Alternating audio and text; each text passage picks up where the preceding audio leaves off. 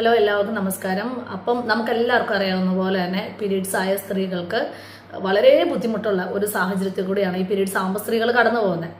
അപ്പം റീസെൻ്റ്ലി നമുക്ക് കോയമ്പത്തൂരിൽ നിന്ന് ഒരു ന്യൂസ് വന്നത് നമുക്കൊന്ന് കേട്ടു നോക്കാം. തമിഴ്നാട്ടിലെ കോയമ്പത്തൂരിൽ ആർത്തവമുള്ള വിദ്യാർത്ഥിയെ ക്ലാസ് മുറിക്ക് പുറത്തിരുത്തി പരീക്ഷ എഴുതിച്ചു എന്ന പരാതിയിൽ സ്കൂൾ പ്രിൻസിപ്പലിന് സസ്പെൻഷൻ. 8ാം ക്ലാസ് വിദ്യാർത്ഥിനിയുടെ മാതാപിതാക്കളാണ് സ്വകാര്യ സ്കൂളിനെതിരെ പരാതി നൽകിയത്. തുടർച്ചയായി 2 ദിവസം പട്ടികജാതിക്കാരിയായ കുട്ടിയെ സ്റ്റെപ്പിലിരുത്തി പരീക്ഷ എഴുതിച്ചു എന്നാണ് പരാതി. നമുക്ക് ഈ ഒരു ന്യൂസ് കേൾക്കുമ്പോൾ വളരെ വിഷമം തോന്നുമല്ലേ?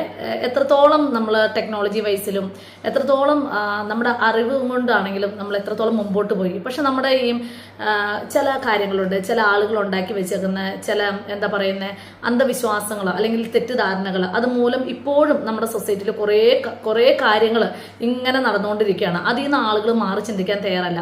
അപ്പോൾ ഈ ന്യൂസ് പ്രകാരം 14 വയസ്സുള്ള ഒരു പെൺകുട്ടി, 8ാം ക്ലാസ്സിൽ പഠിക്കുന്ന പെൺകുട്ടിയാണ്.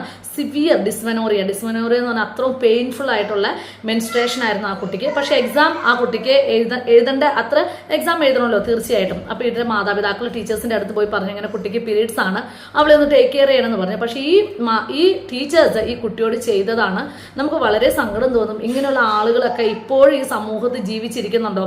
ഇത്രയും നല്ല പൊസിഷനിലൊക്കെ ഇരിക്കുന്ന ആളുകൾക്ക് ഇങ്ങനെയൊക്കെ ചിന്തിക്കാൻ പറ്റുമെന്ന് നമുക്ക് തോന്നും. ഈ പെൺകുട്ടിയെ സിമെന്റിന്റെ തറയിൽ ഇരുത്തി എക്സാം എഴുതിപ്പിച്ചു. നമ്മളൊന്ന് ചിന്തിച്ചു നോക്കാം.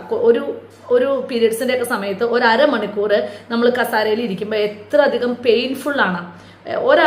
പലർക്കും ഒരു 98% ഉള്ള സ്ത്രീകൾക്കും ഈ പീരീഡ്സിന്റെ സമയത്ത് ഒരു അരമണിക്കൂർ കണ്ടിന്യൂസ് ഇരിക്കുക എന്നുള്ളത് അത്ര ബുദ്ധിമുട്ടുള്ള ഒരു കാര്യമാണ്. അപ്പോൾ ഈ പെൺകുട്ടി ഒരു 2.5 മണിക്കൂർ ആ സിമെന്റിൻ തറയിൽ ഇരുന്നു എന്ന് പറഞ്ഞു കഴിഞ്ഞാൽ നമുക്കത് സഹിക്കാൻ പറ്റാത്തൊരു കാര്യമാണ്. ഇതേ കാര്യം തന്നെ അപ്പം ഈ പെൺകുട്ടിയുടെ അടുത്ത ദിവസവും ഇങ്ങനെ തന്നെ ചെയ്തു. ഈ പെൺകുട്ടി ഇങ്ങനെ സ്റ്റെപ്പിൽ ഇരുന്ന് എക്സാം എഴുതുന്ന കണ്ടിട്ട് അത് കണ്ട ഒരാളാണ് വീഡിയോ എടുക്കുകയും അത് നമ്മുടെ സമൂഹ മാധ്യമങ്ങളിൽ ഇട്ടിട്ട് അത് വളരെ വൈറലാവുകയും ചെയ്തു. അപ്പം അതിന് ആയിട്ട് റിലേറ്റഡ് ആയിട്ട് കേസ് എടുത്തു, പ്രിൻസിപ്പലിനെ സസ്പെൻഷനിൽ വിട്ടു. ഇതെല്ലാം ശരി തന്നെ.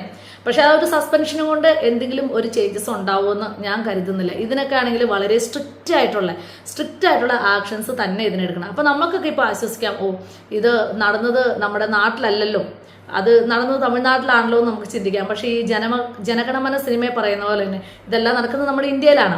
ഇനി ഇതിന്റെ വേറെ ഒരു രീതിയാണ് നമ്മുടെ നാട്ടിൽ നടക്കുന്നത്. അതായത് ഇപ്പം ഒരു പെണ്ണിന് പീരീഡ്സ് ആവുകയാണെങ്കിൽ, അല്ലെങ്കിൽ വിവാഹം കഴിഞ്ഞ് ഒരു മരുമോള് ഒരു ഭർത്താവിന് വീട്ടിൽ ചെല്ലുമ്പം അത് രാവിലെ ഒരു ഇച്ചിരി അധികം നേരം കിടന്ന് ഉറങ്ങുമോ അല്ലെങ്കിൽ ഇടയ്ക്ക് പോയി കിടന്നു കഴിഞ്ഞാൽ ഇപ്പോഴും മുറുമുറുക്കുന്ന അമ്മായിമ്മമാർ നമുക്കുണ്ട്.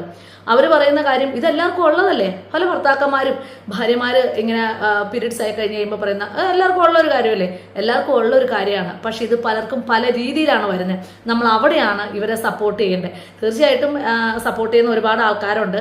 പഴയ കാലത്തിൽ നിന്നൊക്കെ ആണെങ്കിൽ ഒത്തിരി മാറ്റം വന്നു. ആളുകളുടെ ചിന്താഗതിക്കും ആണുങ്ങളുടെയൊക്കെ ചിന്താഗതിക്കും ഒരുപാട് മാറ്റം വന്നു. ഭാര്യമാർ ഒരുപാട് സപ്പോർട്ട് ചെയ്യുന്നവരുണ്ട്. പക്ഷേ ഇങ്ങനെയുള്ള കാര്യങ്ങളൊക്കെ ഇപ്പോഴും നമ്മുടെ സൊസൈറ്റിയിൽ നിലനിൽക്കുന്നുണ്ട്.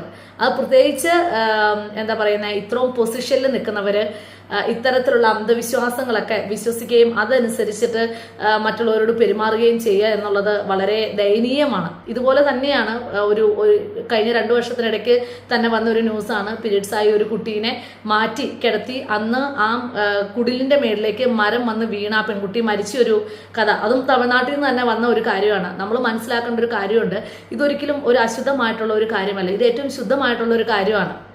എന്ന് വെച്ച് കഴിഞ്ഞാൽ ഇതിലങ്ങനെ പ്രത്യേകിച്ച് ഒരു കാര്യമില്ല. ഒരു പെൺകുട്ടി ഫെർട്ടിലിറ്റിയിലേക്ക് എത്തുമ്പം സ്വാഭാവികമായിട്ടും ആ പെൺകുട്ടിയുടെ യൂട്രസിനുണ്ടാവുന്ന ബ്ലഡ് വെസൽസ് ഷെഡ് ചെയ്ത് ബ്ലഡായിട്ട് പോകുന്നു, അത്രമാത്രമേ ഉള്ളൂ. ഇതിൽ വേറെ എങ്ങനെ അറപ്പോ വെറുപ്പോ അല്ലെങ്കിൽ ഒരു സമൂഹത്തിൽ നിന്ന് മാറ്റി നിർത്തേണ്ട ഒരു കാര്യമില്ല. ഇത് വളരെ നോർമലായിട്ട് ഓരോ തലമുറകളും ഉണ്ടാകാൻ വേണ്ടി ദൈവം എല്ലാവർക്കും അനുഗ്രഹിച്ചു കൊടുത്തേക്കുന്ന ഒരു സാധനമാണിത്. പക്ഷേ ഈ പെൺകുട്ടിയുടെ ഒരു കാര്യം കേട്ട് കഴിഞ്ഞപ്പോഴത്തേനും ഇതിനെ ഒന്ന് റിയാക്ട് ചെയ്യണം, ഇതിനെക്കുറിച്ചൊന്ന് സംസാരിക്കണം എന്ന് തോന്നി. എനിവേ അവർക്ക് അതിനുള്ള ലീഗലി അവർ മുമ്പോട്ട് പോകുന്നുണ്ട്. അങ്ങനെയൊക്കെയാണ് ന്യൂസ് നമുക്ക് അപ്ഡേറ്റ് ചെയ്യാൻ കഴിഞ്ഞത്. Thanks for watching.